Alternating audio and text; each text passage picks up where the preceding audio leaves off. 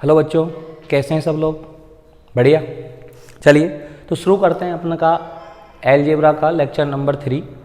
आज अपना पहला सवाल है एक्सरसाइज फर्स्ट ए का example number 7। Example number 7 exercise first ए।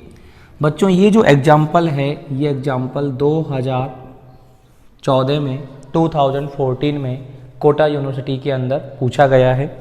क्या कहना चाह रहा है, एक बार इस सवाल को मैं किताब में पढ़ करके बता रहा हूँ, आप अपनी बुक में देख लें एक बार। यदि -1 के अतिरिक्त सभी वास्तविक संख्याओं का समुच्चय S है तो सिद्ध करो कि SO एक ग्रुप है। SO को हमें एक ग्रुप सिद्ध करना है। समुच्चय S है, ठीक है, उसमें संक्रिया O है और संक्रिया O क्या दे रखी है हमें? संक्रिया O दे रखी है AOB बराबर A plus B plus AB for all A comma B belongs to S। A और B के सभी मान, ठीक है, तो A और B के सभी मान जो है वो कहाँ से लिए गए हैं? कैपिटल S में से लिए गए हैं। इसे हमें ग्रुप सिद्ध करना है कि ये ग्रुप है।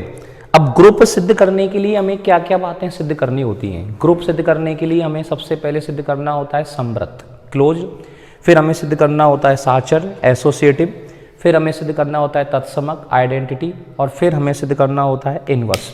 तो 1 बाय 1 सारे पॉइंट्स को देखते हैं। सबसे पहले पॉइंट हम यहाँ पर देखेंगे क्लोज्ड, समृद्धता, ठीक है। ये जो ऑपरेशन है ये ऑपरेशन क्लोज्ड है, ये हमें बताना पड़ेगा। क्लोज्ड है, इसके लिए हम क्या करेंगे? A और B का मान हम किस में से लेंगे? S में से लेंगे। कि माना A और B का मान किस में से लिया है? S में से लिया है।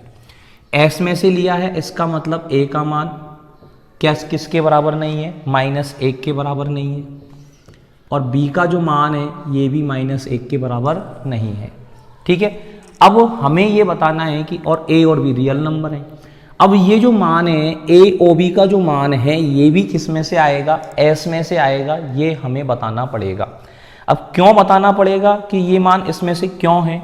तो हम देखते हैं कि अब हमें ये बताना पड़ेगा कि ये मान भी S में से होगा। अब ये मान S में कब होगा? ये मान S में होने के लिए ये वाला मान -1 के बराबर नहीं होना चाहिए, क्योंकि अगर ये मान -1 के बराबर हुआ तो ये S के अंदर नहीं होगा। तो हम देखते हैं, यदि संभव हो तो माना, यदि संभव हो तो माना A plus B plus AB equal to -1, कि ये मान -1 के बराबर है या नहीं है? अभी देखो कहीं ना आपने इसको मान लिया, संभव है तो मान लिया। धीरे धीरे इसको सॉल्व करेंगे, सॉल्व करते करते कहीं पर विरोधाभास आएगा, विरोधाभास आएगा तो हमारी ये मान्यता गलत हो जाएगी, मतलब ये मान -1 के बराबर नहीं होगा। अब इसको सॉल्व करते हैं, -1 को इधर की तरफ ले आए तो ये 1 प्लस स्टार्टिंग लिख दिया, 1 प्लस A हो गया, प्लस इन दोनों में से B कॉमन ले लें तो 1 प्लस A हो जाएगा और इजिकल टू 0। 1 प्लस A दोनों में से कॉमन आ जाएगा और 1 प्लस B बराबर 0, और इससे आ जाता है A बराबर -1 या B बराबर -1, जो कि विरोधाभास है, जो कि क्या है? विरोधाभास, बोले तो कॉन्ट्राडिक्शन है, ठीक है ना। क्यों? क्योंकि ना तो A का मान -1 के बराबर है, ना ही B का मान -1 के बराबर है। अतः A plus B plus AB not equal to -1, ये जो मान है वो -1 के बराबर नहीं होगा। अतः हम ये कह सकते हैं कि A का मान S में से लेने पर, B का मान S में से लेने पर AOB का जो मान है वो भी किस में से आएगा? S में से आएगा, और S में से आएगा तो अतः संक्रिया क्लोज्ड है, समृद्ध है। इस तरह से हमारा ये पहला पॉइंट यहाँ पर क्लियर हो जाता है कि दी गई संक्रिया कैसी है? समृद्ध है। अब हम देखेंगे कि संक्रिया साचर है या नहीं है, उसको किस प्रकार से देखेंगे वो देखिएगा। तो दूसरा पॉइंट देखते हैं अपन अब, साचर्यता।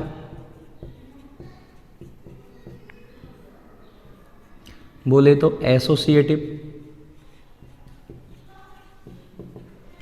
अब ये बाइनरी ऑपरेशन एसोसिएटिव है या नहीं है, इसके लिए 3 नंबर लेकर चलते हैं। AOB और OC, एक बार ब्रैकेट शुरू के दो में और एक बार ब्रैकेट लास्ट के दो में। पहले इसका मान निकाल कर देखें।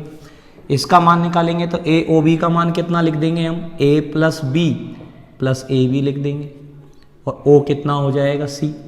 अब ये जो ब्रैकेट है ये A का काम करेगा और ये जो मान है वो B का काम करेगा। इसमें जहां भी A लिखा हुआ है उस A की जगह पर ये ब्रैकेट आ जाएगा और जहां B लिखा हुआ है वहां पर C आ जाएगा। तो क्या मान हो जाएगा इसका, देखो ऑपरेशन पहले A लिखा हुआ है तो ब्रैकेट आ जाएगा A plus B plus AB, plus B की जगह पर क्या आएगा C, प्लस A लिखा हुआ है तो A की जगह पर आ जाएगा A plus B plus AB और इनटू में B की जगह पर क्या आ जाएगा C।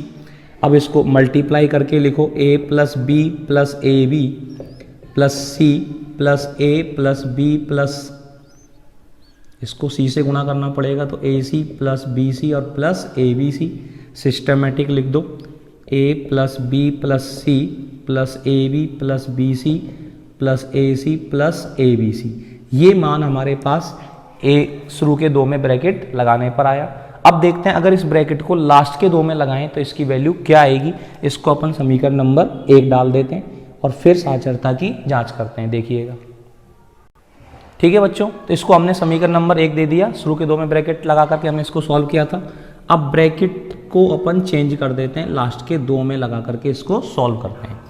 अब पहले हमें जो मान लिखना पड़ेगा वो किसका लिखना पड़ेगा, BOC का। BOC का मान जब यहाँ से लिखोगे AOB का मान निकालने की है तो पहला प्लस दूसरा प्लस दोनों का मल्टीप्लाई, तो क्या मान आएगा BOC का लिखेंगे पहला प्लस दूसरा B प्लस C और प्लस दोनों का मल्टीप्लाई BC।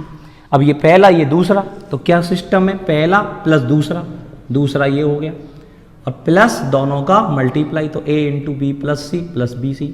अब इसको सॉल्व कर लो, A plus B plus C plus BC और ये मल्टीप्लाई करेंगे तो AB plus AC plus ABC और सिस्टमेटिक लिखेंगे तो A plus B plus C plus AB को पहले लिख दो, BC को बाद में लिख दो, प्लस AC और प्लस ABC। समीकरण नंबर 2। अब आप देखोगे जो मान ये आ रहा है वही मान ये आ रहा है, तो समीकरण 1 और 2 से ये वाला मान बराबर ये वाला मान हो गया। तो यहाँ लिख सकते हैं अपन समीकरण 1 व 2 से AOB OC बराबर है AO BOC के अतः संक्रिया कैसी भी है, साचर्य भी है, एसोसिएटिव भी है। तो 2 पॉइंट हमारे हो गए। अब हमें देखना है इसका तत्समक अवयव। तत्समक अवयव इसका क्या है वो कैसे देखेंगे, देखिएगा। तीसरा पॉइंट हमने देखना है तत्समक, बोले तो आइडेंटिटी। अब तत्समक निकालने के लिए अपन ने एक बात बता रखी है आपको, पिछले वीडियो के अंदर ही मैंने आपको समझाया तत्समक अवयव कैसे निकालते हैं, एक बार फिर से सीख लो। ये थोड़ा सा रफ वर्क कर लिया करो। A स्टार E बराबर A, इससे हम तत्समक अवयव रफ में निकाल लेते हैं। पहले A स्टार E बराबर A, स्टार का मतलब यहाँ पर O है तो O लिख लें। अब AOE मतलब B की जगह E लिखा है तो B की जगह E लिख दो, क्या हो जाएगा ये A plus E plus AE बराबर A। अब इसको सॉल्व करके E का मान देखें तो A से A कट गया, E कॉमन लेंगे 1 प्लस A इजिकल टू 0, तो E बराबर कितना आएगा 0। अब 0 दिए गए समुच्चय के अंदर है या नहीं है, तो ये हमारा तत्समक अवयव है। अब इसको ये तो हमारा पूरा जो काम था वो क्या था, रफ वर्क था। अब इसको हमें लिख करके कैसे दिखाना है, यहाँ लिखेंगे हम E बराबर 0 बिलोंग्स टू S, तत्समक अवयव है, आइडेंटिटी एलिमेंट है। अब तत्समक अवयव होने के लिए AOE का मान A होना चाहिए और EOA का मान भी A होना चाहिए। तो एक बार तो AOE बराबर AO, E का मान 0, ये लिख करके दिखाएंगे। सॉल्व करेंगे तो कितना आएगा A plus 0 plus A into 0, तो A प्लस 0 और प्लस ये 0 हो जाएगा तो बराबर किसके आ गया, A के आ गया। अब EO A का मान निकाल कर दिखाएंगे, E का मान 0, O A, अब ये क्या हो जाएगा 0 प्लस A प्लस 0A, तो ये हो गया 0 प्लस A प्लस 0 बराबर भी किसके हो गया A। अतः E बराबर 0 बिलोंग्स टू S, तत्समक अवयव है। इस तरह से हम तत्समक अवयव की कहानी समझा देंगे। तो यहाँ पर संक्रिया समृद्ध भी हो गई, साचर भी हो गई और तत्समक अवयव भी विद्यमान हो गया। अब हमें देखना है कि सबका प्रतिलोम अवयव विद्यमान है या नहीं है। तो प्रतिलोम अवयव कैसे निकालेंगे वो देखिएगा। चौथा पॉइंट है हमारा प्रतिलोम अवयव।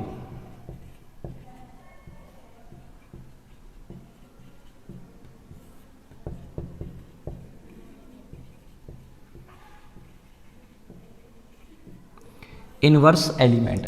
इन्वर्स एलिमेंट को सॉल्व करने के लिए रफ वर्क कैसे करेंगे, इसमें ए का प्रतिलोम बी मान लिया तो ए ओ बी बराबर क्या कर देते हैं, ई कर देते हैं। अब ए ओ बी का मान है A plus B plus A B, और ई का मान कितना निकाला है हमने अभी 0। यहाँ से बी का मान निकालना है, बी कॉमन ले लिया 1 प्लस ए और ए को उधर भेज दिया माइनस ए, तो बी बराबर हो गया माइनस ए अपॉन 1 प्लस ए। ठीक है, तो यहाँ पर हम लिखेंगे ए बिलोंग्स टू एस का प्रतिलोम अवयव minus A upon 1 plus A belongs to S है।